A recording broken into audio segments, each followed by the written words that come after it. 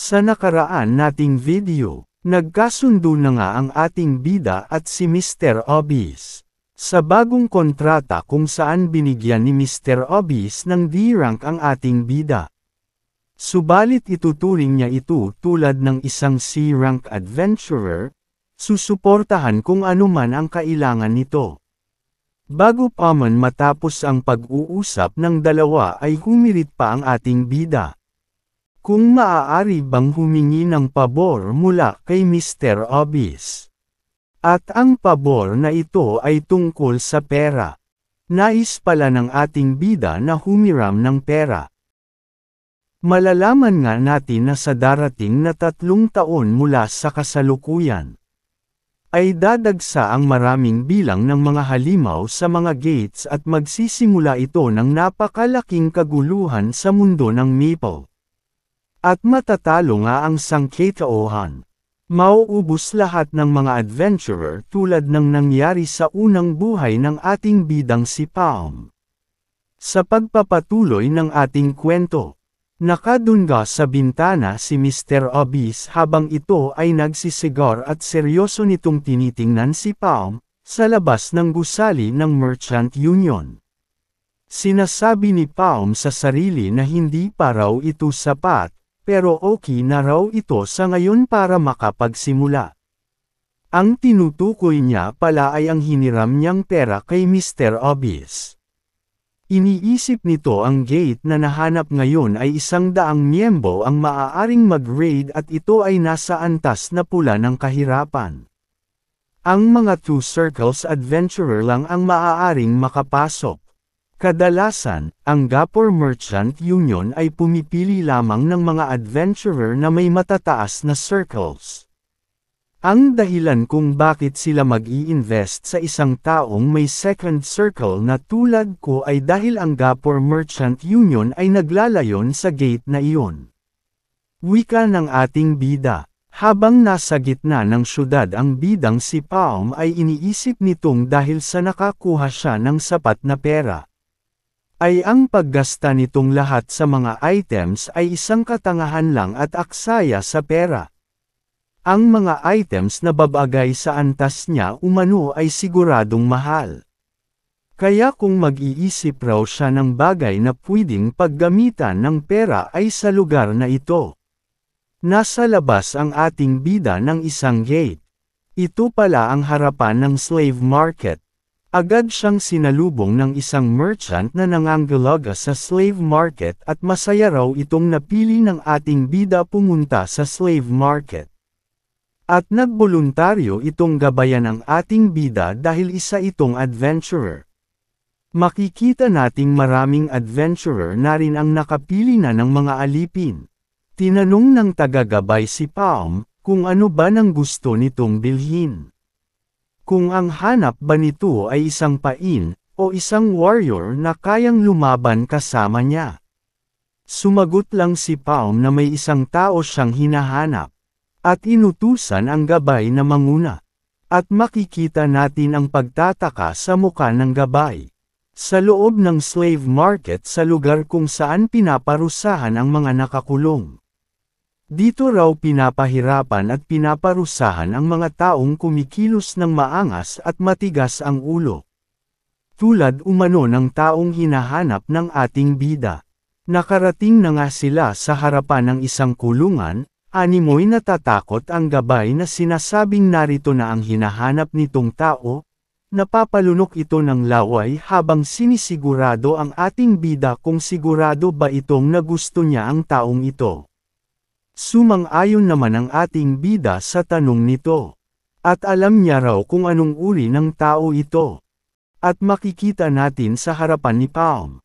Ang lalaking nakakadena sa 2 kamay pati ang leeg nito. Ito nga ang hinahanap ng ating bida saad niya. At makikita ang napakaseryosong muka ng tao, may peklat sa muka, at ang talam nitong tumitig na para bang gusto nitong pumatay ng tao. Bago umano nakabalik si Palm sa kasalukuyan, sa kanyang unang buhay mayroong isang insidente nangyari na kung saan ang pagkamatay ng isang tao ay nagpabilis sa katapusan ng Maple World. Ito ay ang pagkamatay ng polearm hero na si Auron. Ang babaeng ito ay pinatay. At ang una't huling estudyante ni Auron. Ang taong nagsimula ng katapusan. Ang hero killer na si Debo. Siya ang taong nasa harapan ngayon ng ating bida. Tinanong nito si Palm. Dumating ka para sakin. Parang hindi naman kita kilala. Lumayas ka sa harapan ko, saad ni Debo. At dumura pa ito sa harap ni Palm. Pagpapakita kung ano ang karakter ng taong ito. Nabahala naman dito ang gabay at baka mas amain ng ating bida ang sinabi ng nakakulong. Di umano matino ang pag-iisip ni Debo. Sa isip-isip ng ating bida, na habang ang ugali ni Debo ay iba sa ugali nito bago pa man siya makabalik, mula sa hinaharap, ngayon siya ay isa lamang alipin. Ang pagtraitor sa isang adventurer ng ganito kahit na ito ay isa pang alipin ay hindi mabuti. Wala na umanong katulad sa kabaliwan ang taong ito, dagdag ng gabay. Napangiti lang ang ating bida habang sinasabi sa sarili na, hindi lang sa personalidad maging sa kakayahan nito ay wala itong katulad. Kasama ko, isa siya sa iilang nakakuha ng pansin pagkatapos ng huling araw. Madalas kaming paghambingin magkapareho kami ng pinanggalingan, na-awakened ng halos sabay, at magkatulad ang aming galing. Dagdag nito, at ang pinaka-pareho kami ay, tinanong ng ating bida kung magkano si Debo. At maangas na sumagot si Debo na wow, mukha kang young master na mula sa mayamang pamilya. Sabay tanong nito, kaya mo ba akong bayaran hanggang kung magkano ang gusto ko? At sinabi nitong 1,000,000 meso habang nakangisi, okay na ba yun? Young master, nang iinis na sabi nito. Tahimik lang at di pa sumasagot ang ating bida, habang patuloy bumabalik sa isipan ang mga impormasyon tungkol kay Debo. Totoong pareho silang lubos na nangangailangan ng pera. At lalaking ito ay may nakababatang kapatid na babae na mayroong black blood disease. Nagalit si Debo dahil, sa tagal sumagot ng ating bida. Sinasabi ito na lumayas kung wala itong kakayahang bayaran siya. Kung gusto mong magmayabang, at di pa man tapos sa pagsasalita si Debo bumunot na ng pera si Palm. At ikinagulat ito ni Debo. Makikita natin ang ating bida na medyo low-key mayabang sa hitsura nito, habang hawak-hawak ang 1,000,000 meso.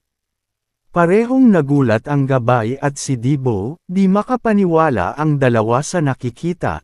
Nagtatanan kung seryoso ba ang ating bida, kung totoong pera ba ang hawak nito. Ilang sandal na tahimik si Debo na para bang maiiyak. Bigla namang nagsalita si Palm. At nagpaliwanag na dapat makinig raw si Debo ng mabuti. Ang kontrata ay tatagal ng 1 taon.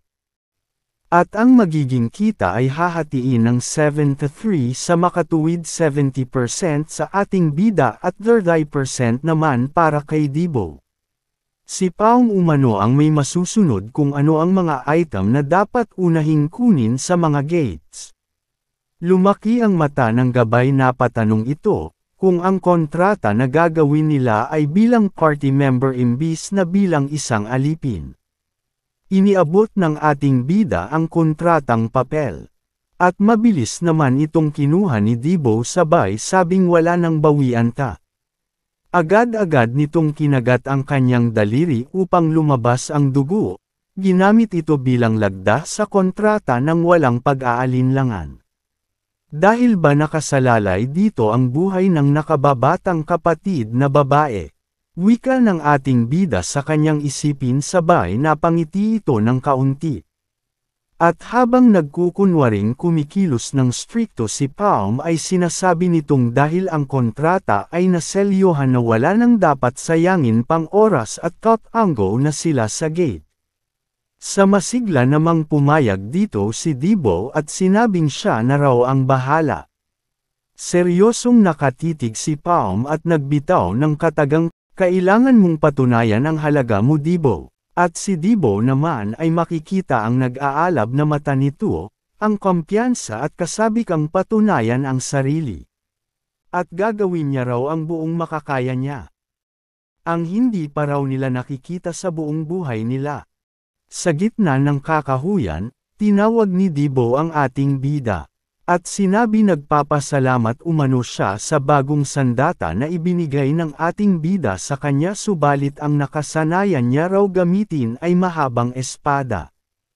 Kailangan umano nilang bumalik at palitan ang sandata nito. Sumagot lang si Palm na simula ngayon yan na ang gagamitan mong sandata ang polearm pag nagtatrabaho tayong magkasama. Kung hindi mo ito gusto maaari naman nating kanselahin at tapusin ang kontrata ngayon na. Wala nang ang nagawa si Dibo. At nagtanong na lamang kung ang gate ba na nasa kanilang harapan ang plano nitong subukan. Pulang antas na may isang marka, at 8 katao lamang ang pwedeng pumasok.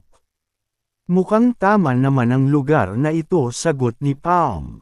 Nagtatakang nagtanong si Dibo kung nasaan ang iba pang miyembro ng party nila. Kung ang ating bida raw ang boss sa yaman nito ay sigurado siyang may mga napakalalakas na kasama sa party nila. Tama, may healer rin diba? Maganda ang laban kung laban pero kung may healer ay. Tiningnan lang siya ni Palm ng parang nadidismaya. Napatanong sa pagtataka si Dibo bakit ganun na lamang makatitig ang ating bida sa kanya. Napapaisip itong baka wala, makikita ang pagkabahala sa mukha nito. Sumagot si Palm na wag umanong mag-alala si Dibo at may sapat na bilang sila ng miyembro. Nakahinga naman si Dibo ng maluwag dahil akala nito may kasama pa talaga silang iba. At napasabi pa ito na natatakot lang pala siya sa walang dahilan.